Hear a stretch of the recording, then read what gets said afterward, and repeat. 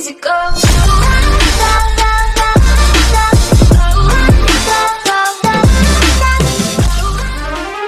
Around the World in 80 Days. Chapter 1, London, England, 1872. Mr. Phileas Fogg was a mystery. No one knew how he had made his fortune, but there was no doubt that he was rich. He was in his 40s, tall, well-built, with handsome features. He had light hair, pale skin, and excellent teeth.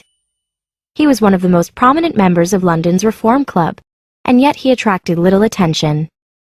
It was clear to those who knew him that Phileas Fogg was a traveler. He was familiar with the world and knew the details of even the most remote areas of the earth. It was also certain, however, that Mr. Fogg had not left London in many years. He lived a quiet single life with no wife or children to keep him company, and his daily routine never changed. On October 2nd, 1872, Mr. Fogg sat squarely in his armchair in his mansion on Savile Row. His hands were resting on his knees and his body was straight.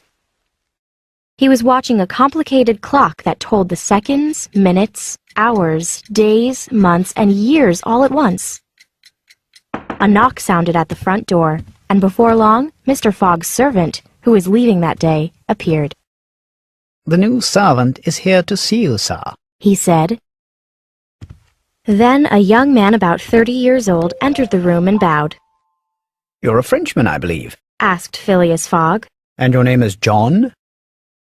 Jean, if monsieur pleases, replied the newcomer. My name is Jean Passepartout. My surname suits me because I have a natural ability to move from one business to another. I believe I'm honest, monsieur, and I've had several jobs. I've been a singer, a circus acrobat, a tightrope walker, a gymnastics teacher, and finally, a fireman in Paris. "Well, Mr. Passepartout," said Mr. Fogg, "you have been well recommended to me. I have heard good reports about you." Thank you, monsieur, said Passepartout. I wish now to enjoy a quiet domestic life as a valet here in England. I have heard that you are a most exact and settled gentleman, so I have come in hope of living a tranquil life. Maybe I will even forget the name of Passepartout. "You know my conditions?" asked Mr. Fogg. Yes, monsieur, said Passepartout. "Good. What time is it?" asked Mr. Fogg. Taking a huge silver watch from his pocket, Passepartout replied, 25 minutes after 11. "Your watch is slow," said Mr. Fogg. Pardon me, monsieur, it is impossible, said Passepartout. "It is 4 minutes too slow," said Mr. Fogg. "No matter. It's enough only to mention the error. Now, from this moment, 29 minutes after 11 a.m., this Wednesday, the 2nd of October, you're in my service." Mr. Fogg stood up, and without a further word he put on his hat and left. Every day at exactly 11:30 a.m., Mr. Fogg left his house and walked to the Reform Club. He was so precise that he never appeared to be rushed or agitated in any way. He was the most deliberate person in the world, and always reached his destination at the very moment that he was due.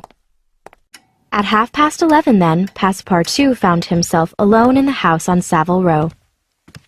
He began an inspection and was pleased to find the house clean and arranged neatly.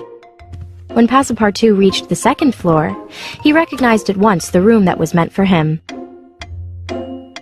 Hanging over the clock above the fireplace was the daily routine of the house, written on a card.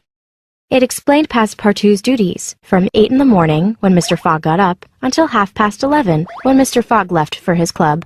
It explained the tea and toast at 8:23, the shaving water at 9:37, and the washcloth, soap, and washbowl at 9:40.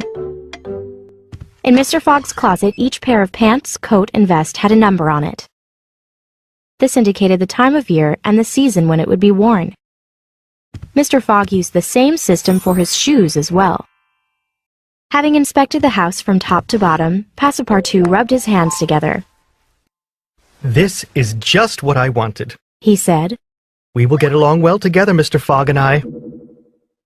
Meanwhile, Mr. Phileas Fogg had put his right foot before his left foot 575 times, and his left foot before his right foot 576 times, and reached the Reform Club. He immediately went into the dining room and took his place at his usual table, which had already been set for him. Phileas Fogg's lunch consisted of a broiled fish with sauce and a slice of roast beef garnished with mushrooms. He also ate a rhubarb and gooseberry tart and a morsel of Cheshire cheese. The entire meal was washed down with several cups of tea. Mr. Fogg rose at 13 minutes to 1 and went into the large hall. He found his regular chair in his regular corner and happily sat down to pass the afternoon as he did every day, quietly reading the newspapers amidst the comfortable and lavish surroundings of his club. Hello. I am Jean Passepartout, and the year is 1872 during the Victorian era. London is the largest and most modern city on earth. Its streets are very crowded with people and horse-drawn carriages. Below the streets, trains, which were invented less than 50 years ago, travel through the London Underground. A lot of great scientific discovery has occurred lately. At night, London streets are now lit by gas lamps. If you have an urgent message to send, you can send it by electronic wire using Morse code. Perhaps you've heard of Morse code? It uses a series of dots and dashes to relay information. London is the capital not only of England, but also of the vast British Empire.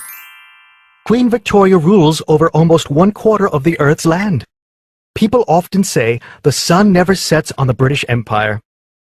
That's because it's always daytime in at least one of the Queen's territories.